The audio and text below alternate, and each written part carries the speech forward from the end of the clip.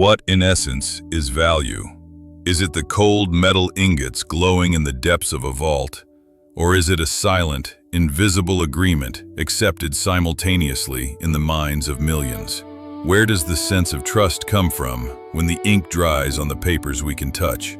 Throughout history, in this journey stretching from seashells to salt, from gold coins to digital digits, humanity has always sought an unshakable foundation.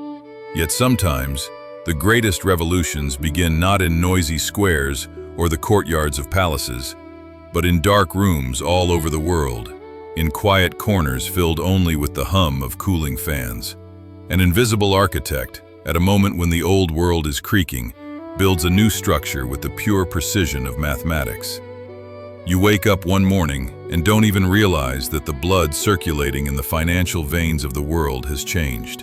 It all starts like a whisper, with a text of a few pages falling into an email group.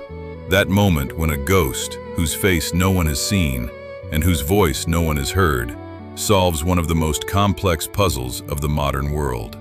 That moment is a turning point, crystallized and suspended in the flow of time.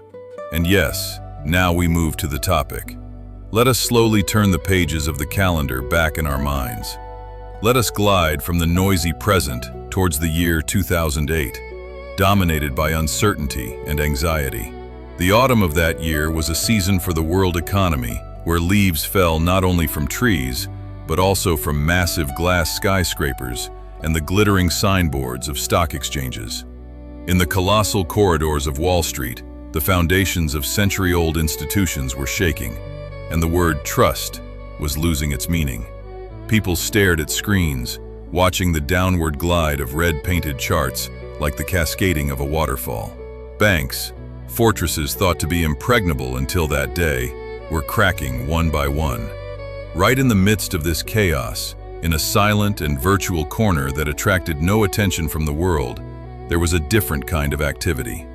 A group of passionate people interested in cryptography, the science of encryption, were continuing a discussion that had been going on for years on the Cypherpunks mailing list. For them, freedom, privacy, and mathematics were inseparable concepts. In the boundless ocean of the internet, they questioned whether digital value could be transferred just like a gold coin passed from hand to hand, without the need for a central authority. This was a riddle that seemed impossible to solve. The question of how to achieve consensus in an environment where parties do not trust each other, known as the Byzantine generals problem. On October 31st, 2008, in the shadow of Halloween, a message fell silently into this email group. The sender's name was Satoshi Nakamoto. The subject line was simple: Bitcoin, a peer-to-peer electronic cash system. Attached to this message was a technical paper of only 9 pages, a white paper. In that moment, the world continued to turn. News bulletins continued to talk about the crisis. Subway stations were crowded, coffee machines hissed in cafes. But that 9-page text had gently placed the seed of one of the greatest experiments in financial history into the digital soil. Satoshi's proposal was a transparent yet immutable ledger, kept simultaneously by thousands of computers instead of a central bank, the blockchain. This ledger belonged to no one, yet it belonged to everyone. Trust was no longer based on men in gray suits, but on mathematics itself, on the unerring logic of code. This idea caught the attention of only a few hundred people in those days. For them, it was an intellectual exercise, an elegant architecture of coding. Time moved forward a little. Winter came. January 3rd, 2009, a cold day in the Northern Hemisphere. Satoshi Nakamoto, in front of his screen glowing in the dark, allowed the system he designed to take its first breath. The first block of data, named the Genesis block, was mined that day. This was the first heartbeat of the system. However, inside this block, Satoshi left a note marking that day's date. He hid the headline of the British newspaper, The Times, within the code. The Times, 3rd of January 2009, Chancellor on brink of second bailout for banks. This hidden message was not just a timestamp. It was also a silent, permanent manifesto regarding the system's reason for existence. its stance against the collapsing traditional financial system. On a day when banks needed rescuing, a self-sufficient system that needed no rescue was born. The first days were quiet. Bitcoin was like a game played among themselves by a group of hackers and cryptographers rather than a currency. Its value was zero. There was no one buying, selling, or trading it. Only computer processors were running, solving complex mathematical problems to produce new blocks and secure the network. In this early period, a respected software developer named Hal Finney was one of the first to answer Satoshi's call. On January 12, 2009, Satoshi sent 10 bitcoins to Hal Finney. This was history's first Bitcoin transfer. This silent exchange between two computers miles apart was a digital handshake. Hal would later describe that moment.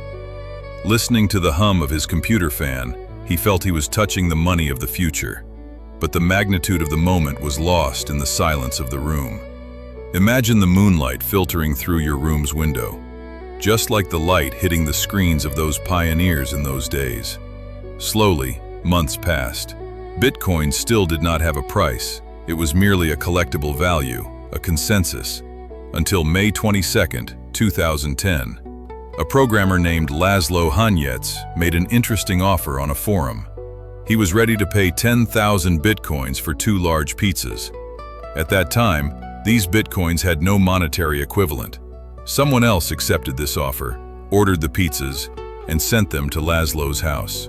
When the warm pizzas with melted cheese arrived at the door, digital codes transformed for the first time into an equivalent of the physical world, of wheat, tomato, and labor. Those 2 pizzas would be remembered as the most expensive meal in history, but for that moment, it was simply the victory of a hungry developer. Years flowed like seasons. Satoshi Nakamoto disappeared as silently as he had arrived in 2011. In one of the last emails he sent, he said, "I've moved on to other things." He left behind neither his identity, his face, nor his voice. He left only working code, a growing network, and an idea settled in the minds of millions. Like the masters who built the nameless cathedrals of old times, his work was greater than himself and did not need the shadow of its creator. The story of Bitcoin is not just a technology story. It is humanity's effort to redefine trust. It is the tale of the transition from the weight of gold, the fragility of banknotes, to the infinity of the digital. It is like a clock that is decentralized, ownerless, running ceaselessly wherever and whenever the sun rises. As blocks were added to each other, as the chain lengthened, the mortar of this digital structure solidified further. That fragile sapling at the beginning turned into a mighty tree, sinking its roots deep despite storms, bans, and doubt. Thinking about it now, we understand once again that value is actually belief. A group of people believed in that cold mathematics behind the screens, and this belief wove one of the world's largest financial networks. Perhaps the greatest miracle is to make the invisible visible, to transform an abstract idea into a concrete power.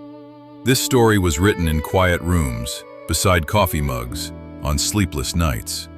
And now, at this moment when you are preparing for sleep, millions of computers around the world continue to play that silent symphony, stacking blocks on top of each other.